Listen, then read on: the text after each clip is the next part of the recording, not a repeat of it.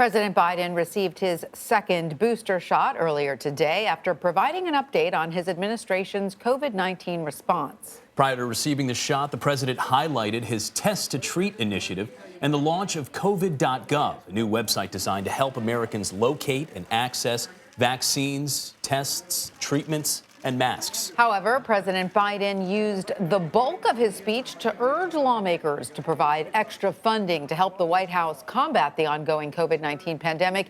He warned without this funding, there could be shortages in resources, including COVID-19 treatments, tests, and vaccines. We won't have the supply we need this fall to ensure the shots are available free, easily accessible for all Americans. Even worse, if we need a different vaccine for the future to combat a new variant, we're not going to have enough money to purchase it. President Biden's comments come one day after the FDA authorized second COVID-19 booster shots of the Pfizer and Moderna vaccines for people ages 50 and older and those who are immunocompromised. Joining us now is John Moore, professor of microbiology and immunology for Weill Cornell Medicine. Professor Moore, thank you for joining us. Now, as you probably heard, the president says we're at risk of failing to combat the pandemic, but without additional funding from Congress. We know that cases are declining and restrictions are easing across the country. We've been told COVID's here to stay, that we need to learn to live with it. So how vigilant do we need to be moving forward, and for how long? Well, I thought the key message there to Congress was absolutely spot on. I mean, it disappointed all of us in science and public health earlier this month when a funding impasse arose that really will have serious real-world consequences if it's not worked out. And there are going to be shortage of funds for essential medicines in the near future, next few months. And a key point is that it's making it very difficult to plan vaccine and drug supplies for next winter. Now, we're batting 2 for 2 in major winter surges in COVID in 2020 and 2021 winters. So while we all hope that there won't be another major surge this winter, nobody can say that with certainty. So it is absolutely prudent that we make the most appropriate plans for what could happen this winter, and you simply can't do that at government level if you don't have funds. So something that should be bipartisan and pretty routine has just got bogged down in the kind of petty bickering that so typifies how Congress acts nowadays, and that's very disappointing, and it absolutely has to change.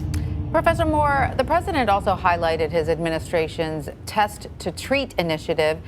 Which Americans in particular do you believe should be taking advantage of the free antiviral medicine the White House is providing?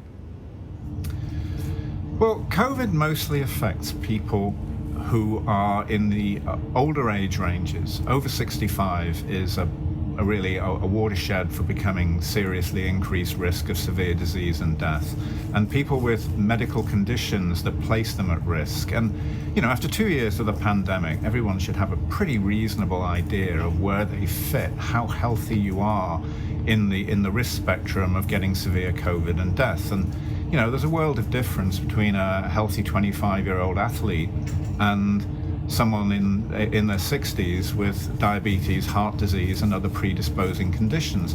So people need to be aware of where they are and how they can get access to drugs and preventative strategies that they need. And I had not heard of this new COVID.gov website, but it sounds like a good thing because it unquestionably has been difficult to navigate all the resources via disparate websites than government and non-government resources. So having everything in one place does seem like a good idea that people can then work out how to get more test kits. When you use a test kit, if there's a lot of virus in your local area, or if it's really on the uptick, it's quite low at the moment, but it's probably only going to go up, not down from here. If you're considering going to an environment where you're mingling with a large number of people and would place yourself at risk of getting infected, particularly if you're in a vulnerable group, then you need to know how to get access to the testing materials and how to use them. And if you're immunocompromised, getting access to monoclonal antibodies to treat COVID as soon as you get signs of an infection is very important, so that these drugs work best. In fact, really they only work at all if you're using them in the first week after symptoms, in the first few days. But you have to be able to test yourself and get an accurate result and know if you then need to ask your physician for access to drugs that will stop you getting into hospital. So all of these measures are good, and public awareness is increasingly, and has been all along, very important. Professor, is it fair to say that we're at the point where we are living with COVID as opposed to trying to eradicate it? And what would that mean for people as they go about living their lives?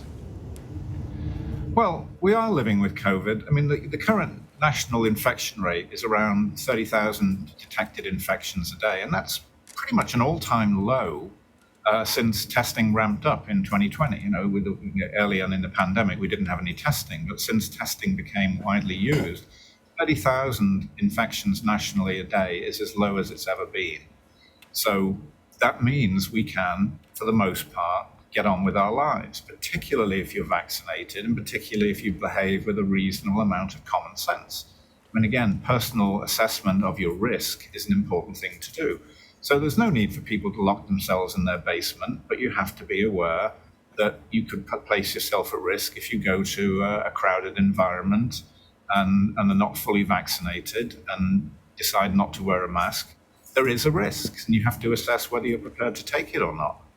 But, you know, we also have to be on our guard. I mean, the virus hasn't gone away, and it could. There are the BA2 variant is particularly transmissible. It's resurging in Europe because of reduced restrictions on daily life and the sense that the pandemic is over and everyone can go out and party. So then you get an uptick in cases, and we need to be on the lookout for that. It's not impossible. We'll get another surge over the summer. We just really hope that does not happen. John Moore, thank you for your expertise.